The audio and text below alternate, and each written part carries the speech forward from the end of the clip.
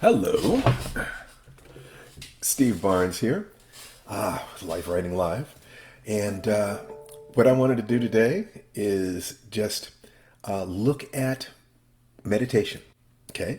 Once again, I'm Steve Barnes. I'm a novelist and television writer and martial artist, and it's my pleasure to be able to interact with people. Um, Meditation is a really important subject if what you have to do, if what you're trying to do is to focus your mind on things or to, let's say, release stress from yourself. Most of the time, meditation is, well, let's say, number one, the first thing is to define what is meditation.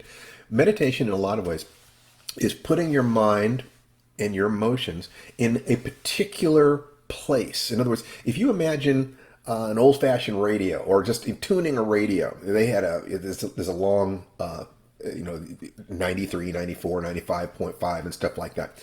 Every activity that you do has a perfect range, a perfect, not too much, not too little. I'm focusing just enough to get it done. And that's what you want. You don't want, if you're picking something up off the ground, you don't want to use more energy than you need, and nor do you want to use less energy than is required. Neither one of those would make sense, right? So, and by the way, we've got some viewers here. I just want to type into the comments here. Hi there. And just you can answer me if and also if there are questions that you have, this would be a perfectly good time for you to do that. I really want to contribute to you as much as I possibly can. So meditating could be any number of different things. It could be counting your breaths and then extending the inhalation cycles, or extending the period where you are holding empty, or extending the exhalation part, or breathing in different parts of your body, diaphragm, chest, and so forth and so on. Lots of different things, a tremendous amount of variation, each of which has a different meaning and a different impact. So if I want to write, for instance, I have to get into a flow state. To get into a flow state, what you need is a thing that it's both focused and relaxed. Both focused and relaxed. So I'm concentrating on something. Flow state is generally accessed through you're engaged enough that it's got your attention, but it's not so challenging that you're getting confused. Okay, so engaged, but a little bit relaxed. And there is that place. And if you don't know what the flow state is, think about falling asleep. Oh, so Sylvia Porres Rodriguez says, hi from Macon, Georgia. Hello, Sylvia. If there's anything I can do for you, please just type it in. This is your time. This is about nothing other than connecting with my friends and family, my community out there. So there are people who will focus on, like, let's say a candle flame, a visual meditation, or a sound, or a feeling, or an emotion. There are lots of different things that you can do. So that's the first thing. And meditation is about putting your mind, your emotions, where you need them to be in order for you to live the life that you want to live, in an elegant and efficient way, with joy. And and when they said that the meaning of life is to be joyful and of service, I think that's because when we are genuinely joyful, when we genuinely are not being driven by fear, we automatically become expansive. We automatically want to help other people, just like I want to help you. You automatically want to help other people, and you actually start seeing other people as part of yourself, which is just a beautiful thing. So of course you want to help them. I mean, and just frankly, being able to kind of slip into that position of you and I are the same. We're part of the same dynamic. We're part of the same existence, is one of the most beautiful things in the world. Most of us will experience this during sexuality. We experience it with our children. That sense that we are our children. So we want to give to our children. If you start with that sense of centering and you deal with your own fear, you automatically begin to expand, and you automatically want to touch and help, because you feel that connection to the world, and you feel your connection to others, and you want to fill them with the nectar that you're filling yourself with. Now that's one form of meditation. There are meditations for becoming agitated. You might as well call it meditation when a football player slams his helmet into the locker before he goes out on the field. He's getting his mind and body where it needs to be. So for every event that you want in your life, if you were to ask yourself, who do I need to be in order to do the things that will take me where I want to go? Or maybe you don't want to go anywhere, you just want to feel more peaceful and more centered right now where you are. Both of those things are perfectly valid. You can do it to achieve, or you can do it to feel centered and just be the person. There is most people say, I will have the things and then I will do the things and then I'll be the person. Okay. But you can turn that around. You can be the person that does the things to get the things. You have to decide where you want to start, but I would suggest that you start with the being of the thing, the being of the person. And the inquiry, what is true, is about the external world. The inquiry, who am I, is about what's going on inside us. So a meditation could simply be sitting quietly and saying to yourself, who am I? And an answer will come up. I'm Steve Barnes. No. That's just my name. Okay. I'm a writer. No, that's your job. That's your hobby. Okay. I'm a father. Oh, that's your role. And you keep going through that. I live in such and such a place. No, that's just where you live. I have these things. I have these possessions. That's just what you own. If you go through these questions of who am I, you will eventually get to a point where you have answers that are not contained within words. So that is the kind of meditation that leads you to dismantling the ego cocoon and to full awakening, and that state that people refer to as enlightenment, which is on the other side of being non-dualistic. Not this, not this. It's not this or this. It's this and this. Then even non-dualism is dualism because there's a dualistic state and a non-dualistic state. So how do you define that without dualism? And you start running into the limits of language. So sort of a language-based meditation. Following your breathing, like I said, visual, listening to a sound, kinesthetic, following your breathing. Tai Chi, like the Fire Dance Tai Chi program. Tai Chi is a moving meditation. Okay, but there are many, many different kinds. So you can turn anything into a meditation by focusing that the thing is being done for its own sake. You generally have to remove it from the context of I'm cooking in order to make a meal for someone. It can be a meditation when you lose yourself in the process of the thing, when you find that you're entering into that flow state with it itself. So we've covered a number of different things that have to do with meditation. And I wanted to answer one thing. We talked about doing the morning ritual with things other than Tai Chi. I'm not going to lie to you. I'd love it if you were in the Fire Dance program, but the fact is you can do the Fire Dance program with many different kinds of movement. You could do it with walking. You could do it with, you could do it with dancing. You could do it with yoga. You could even do it just getting up and down off the ground. So it could work like this.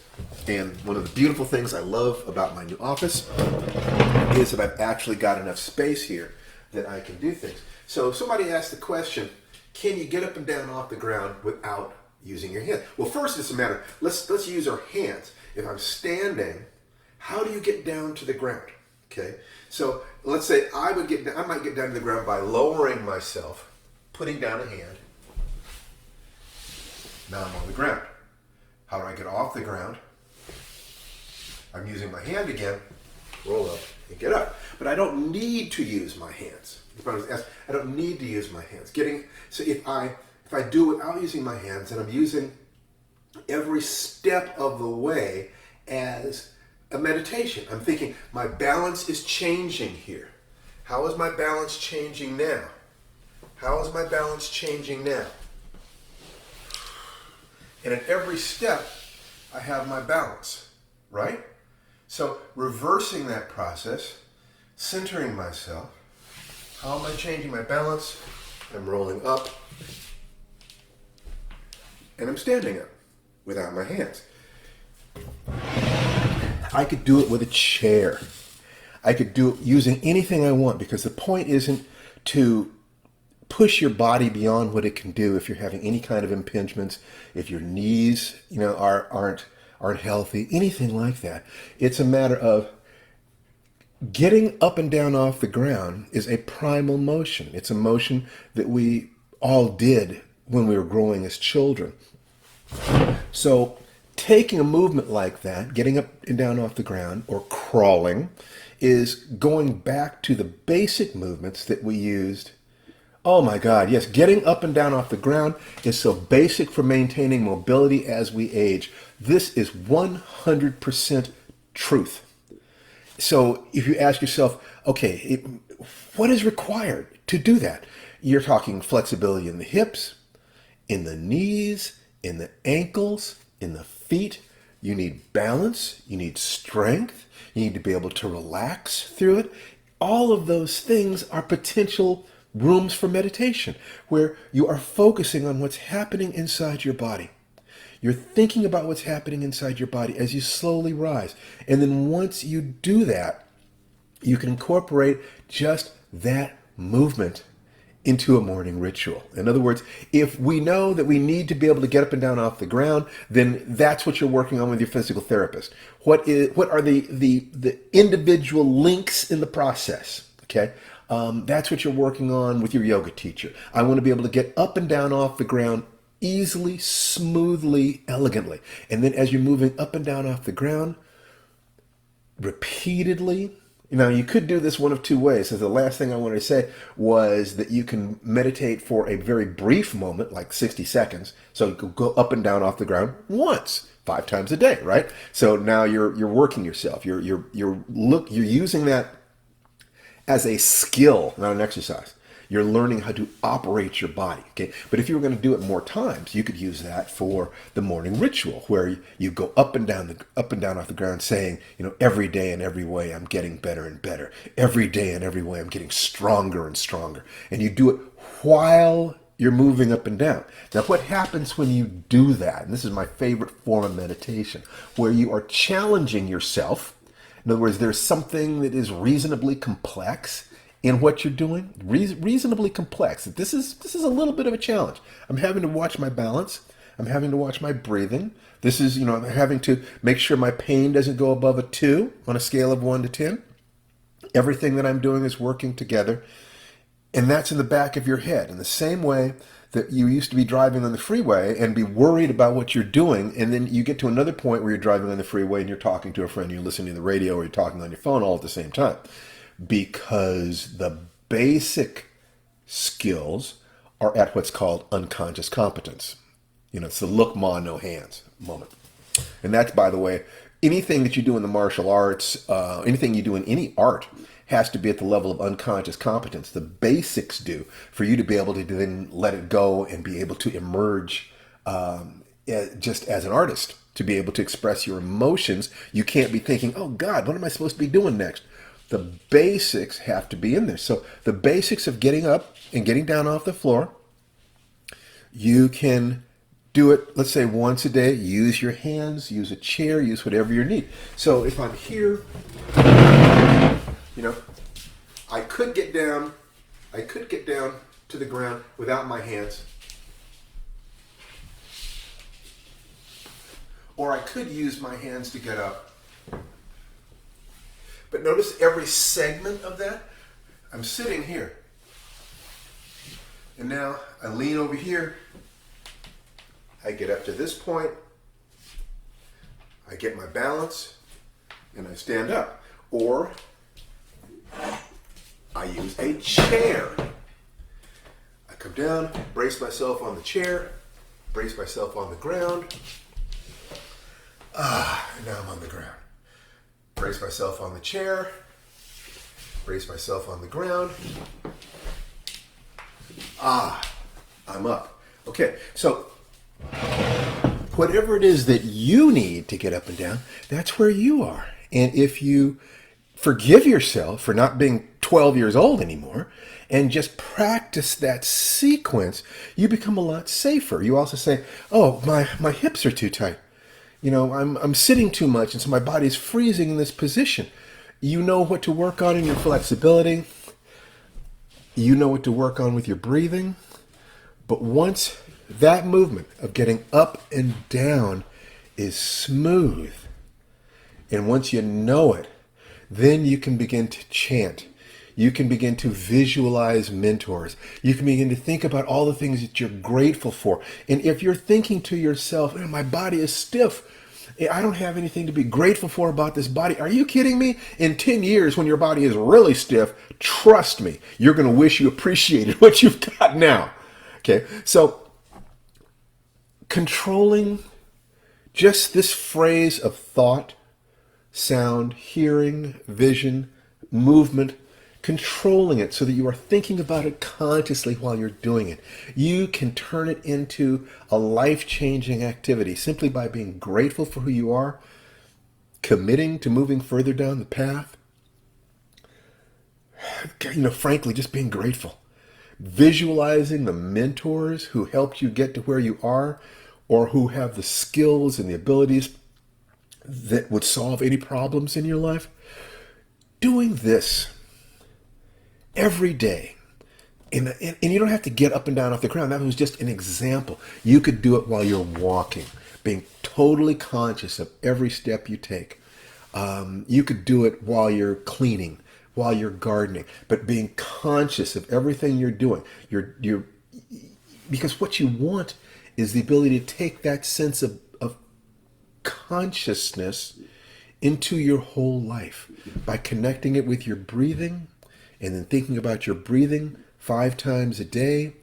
You're entering what might be called perpetual meditation, where every step, every breath, every movement has meaning and significance and helps you build the life that you desire, a life of joy, which as soon as the joy outpaces the fear, automatically evolves into being a desire for a life of service. And that's all for today. It's been delightful to interact with you. If you have any comments, questions, or requests about what I can do for you, please put it here. Otherwise, I'll see you later. Visit my website, www.stephen-barnes.com. Take care. Bye-bye.